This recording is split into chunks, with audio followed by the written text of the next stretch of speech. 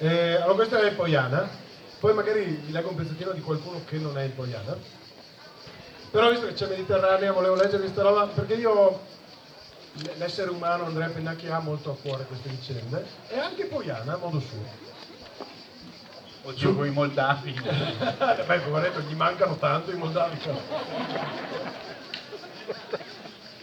Sul caso Gregoretti e a nave, mi alzo il piede, grazie.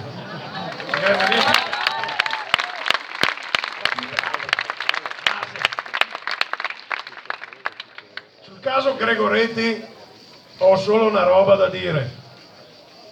Se prendi un criminale extracomunitario tutti ti dicono eroe, difensore della patria, ma prova a prenderlo prima che abbia fatto qualcosa di male, preventivamente.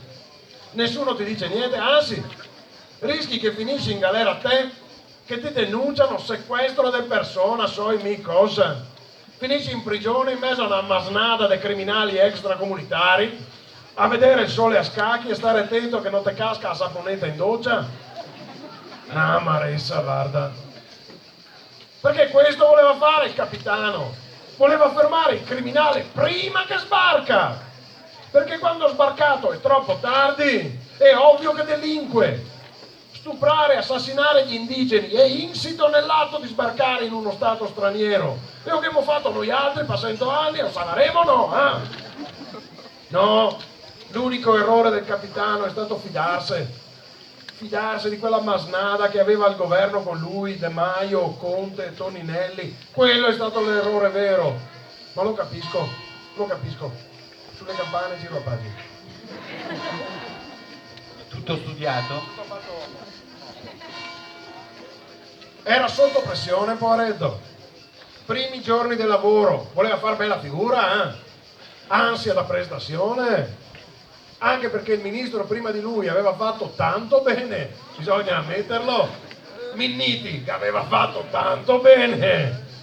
Cosa vuoi fare di più con i profughi che metterli dentro un campo di concentramento? È difficile superarlo. È come gareggiare con Ben Johnson ai 100 metri. Lo aveva superato a destra tutti quanti. Anche Di Maio aveva avuto un colpo di genio con i taxi del mare. Sì, aveva detto le ONG sono taxi del mare. Colpo di genio, che è anche brutto, voglio dire.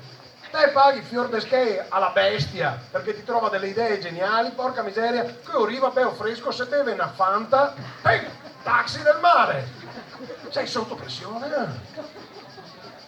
E allora è chiaro, vai a fermare i profughi, giusto, è giusto, ma non li fermi sul porto, non li fermi in mare quando li ha già presi la nave di soccorso che te vede tutto il mondo, Li devi fermare prima, preventivamente, zio Minority Report.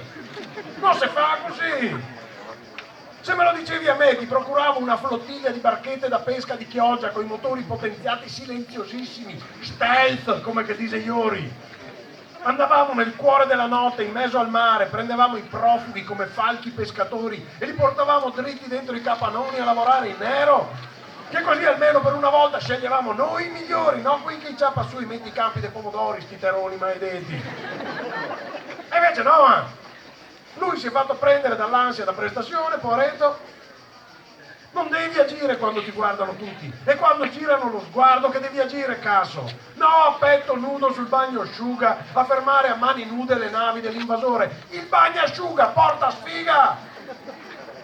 Sai chi diceva li fermeremo sul bagnasciuga? Mussolini! Quando stavano per sbarcare gli americani in Sicilia. Guarda che fine che ha fatto! Il bagnasciuga è ottimo per bere il mojito, fa ballare coi tose nude, ma per fermare l'invasore è pessimo!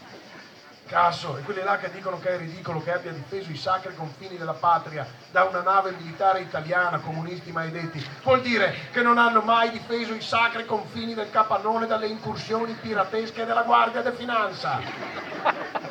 Che quando Racchetta, sai la capitana tedesca quella con i sgrendane nei capelli, quando Racchetta ha speronato una barca della Guardia di Finanza a bar mio, abbiamo fatto la ola! Un errore ha fatto, poveretto. Un errore, ha ascoltare quei ammarmaie che aveva intorno da st'altri ministri che gli dicevano vai avanti capitano, sei il migliore, sei il più forte, non hai paura di niente, hai fatto un anno di militare a Cuneo, vai, ti fermi tu, sei forte, porti chiusi, che piace a tutti, sta tranquillo in Italia, non va in guerra nessuno, mai fidarsi dei terroni. E comunque ha ragione il capitano, non sarà la magistratura a giudicarlo, sarà il popolo. Solo che capitano, stavolta il popolo pensa che sei stato un po' moda.